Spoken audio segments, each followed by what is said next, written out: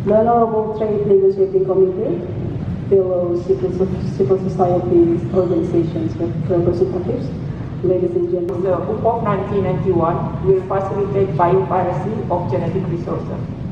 UPOP does not recognize the principle of the Convention of the Biological Diversity that access to local genetic resources should be subject to prior informed consent and fair and equitable benefit sharing.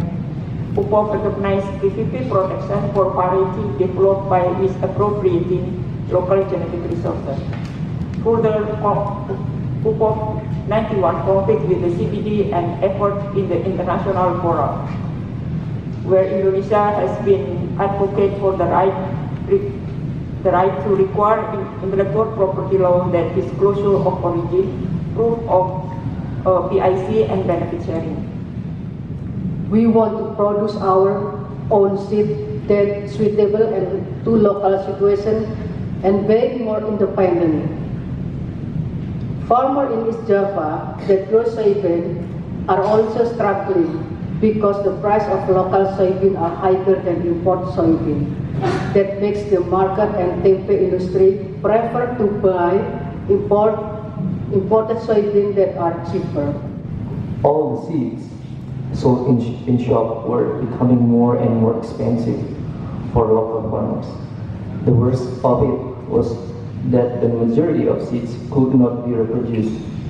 So new non-reproducible seeds had to be bought constantly to replenish supplies.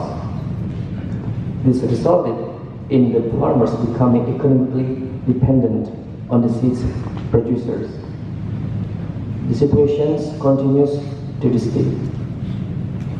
Moreover, we also worry about GMO transgenic seeds that are harmful to the agriculture, the environment, and consumers. With hybrid and genetically modified organisms or GMOs seeds flooding into Indonesia and the proliferation of GMOs product globally, a viable alternative to this potentially catastrophic technology was clearly needed. The present RCEP text emphasizes on more patents than a good quality patent. As a very common strategy, drugs are covered by multiple patents. These patents are aimed at solely to increase the term of the patents and hence are bad patents. In 75% of the patents on drugs are granted for mere changes and not for any significant improvements. I repeat, these are only for mere changes that is made to the drugs, which in effect delays the increase of the drugs. They are extremely long. They are very technical. They are boring. I have to say, we analyzed the text with MSF, and when we were analyzing the IP enforcement provision. Ladies and gentlemen, there are estimation of 600,000 village HIV in Indonesia, which only 50,000 of them who can access the ARV. There are estimated 3 million people living with hepatitis in Indonesia. 15,000 of them die every year because of cirrhosis. Indonesia is a developing country that not all people who can afford these expensive medicines. For HIV case, government of Indonesia can only afford first-line ARV price-wise, while the second line still depend on global fund will phase out soon. I believe there are a lot of people will be saved, not only in HIV, TB, or hepatitis C, but other diseases. If the generic competition is open to give affordable price of medicines, RCEP should set a positive agenda on public health and access to medicine by supporting the use of trade flexibility by developing country and promoting local production of generic medicines. We call on you to reject all trade measures in this negotiation and to release the text of the IP and investment chapter for public consultation. Bahwa pembukaan investasi tidak dapat diurus dengan kesejahteraan rakyat Indonesia. Fasilitas dan perlindungan investasi kerap menghadirkan regulasi yang tidak berpihak pada buruh, seperti kebijakan upah murah, pelemahan serikat pekerja, kondisi kerja yang buruk, kekerasan terhadap buruh perempuan di tempat kerja, dan lain sebagainya. Bahkan tren relokasi kerap dipilih oleh investor untuk mencari upah yang lebih murah, dan ini terus difasilitasi oleh negara dengan cara membangun kawasan-kawasan industri baru di wilayah yang upahnya lebih rendah. The opening of investment is not directly proportional to the welfare of the people of Indonesia.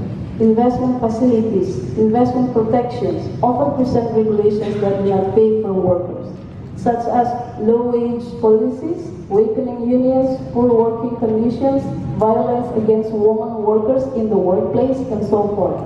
In fact, the relocation trend is often chosen by investors to seek cheaper wages, and this continues to be facilitated by the state by building new industrial zones in areas where the wages are low. Dua kasus di atas adalah fakta bagaimana perusahaan asal Korea Selatan beroperasi dengan cara yang semena-mena tanpa menghormati hak-hak pekerja dan peraturan yang berlaku di Indonesia.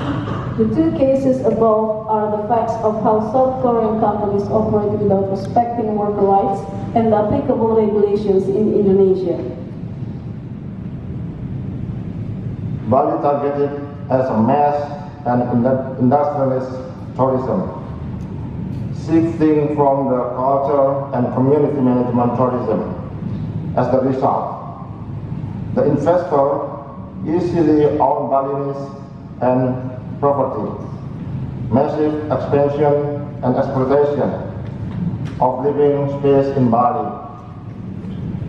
And now, getting worse with mega projects that exploit the coastal area, particularly coastal reclamation and infrastructure projects.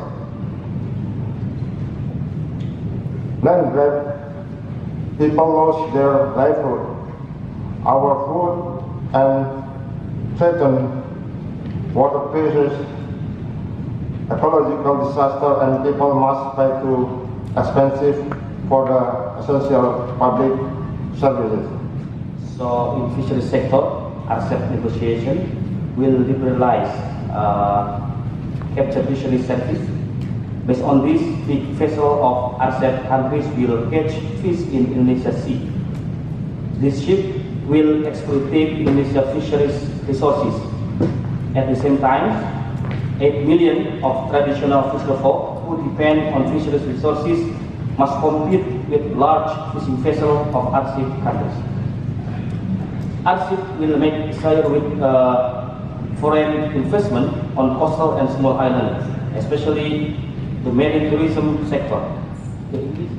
RCEP will further endanger women's access and ownership to land and natural resources as you allow big corporations to further monopolize larger tracts of land.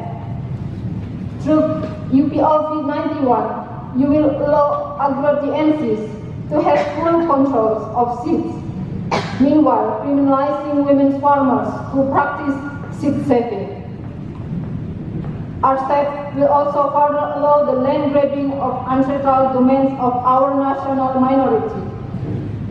RCEP will further deny us and our children access to social services as this becomes even more privatized, deregulated, and open for foreign investors. The trade agreement is another topic to deepen privatization and make it impossible to reverse. Trade rules will also make it hard for the government to transition to renewable energies, as we have seen in multiple cases, such as in Germany, for instance. Free trade rules, such as those in the proposed RCEP, has serious implications for workers and the economy. RCEP aims at drastically reducing import duties. This will lead to raising import in countries like Indonesia and India. Raising import increases the pressure on existing productive sector and demand the sector to continue to do production cost efficiency, so the price of goods or services that they are producing can still compete in the market. Through its services and investment chapters, RCEP will galvanize labor contractualization schemes, push down wages, and erode labor standards won by the workers themselves. RCEP will destroy what's left of our local industries, resulting to forced migration and labor export.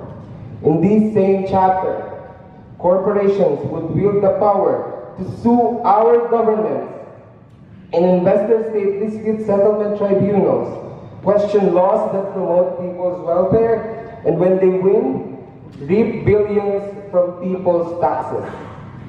RCEP would further allow the acquisition of lands, dispossessing local farmers and indigenous communities. The push to adopt UPOV 91 would seal corporate ownership of seeds at the detriment of poor farmers. We have heard a while ago from the farmers' organizations present here how their livelihood is being killed by unfair trade relations. Please listen to these farmers.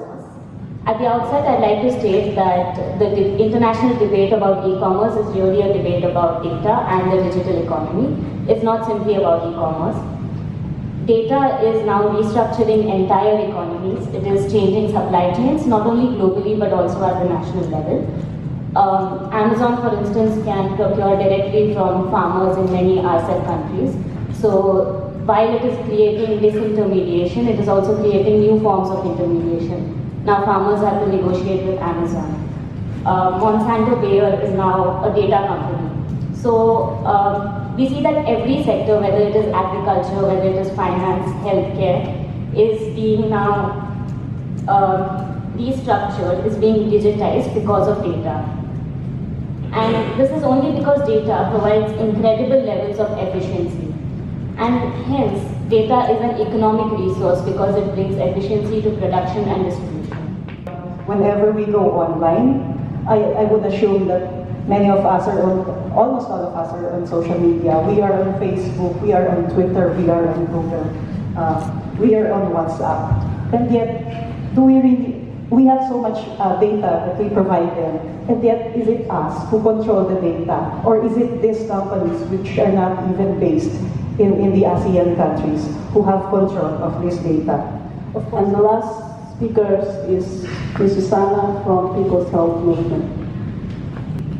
We, the undersigned civil society groups and individuals who are committed for health for all now, and the principles set out in the Almata Declaration of 1978, condemn the secret negotiated RCEP, which will erode people's sovereignty and undermine health equity. We call on our governments to reject an RCEP agreement that serves ruthless companies entrenched in power, and to embrace an alternative RCEP, recognizing that real cooperation empowers people.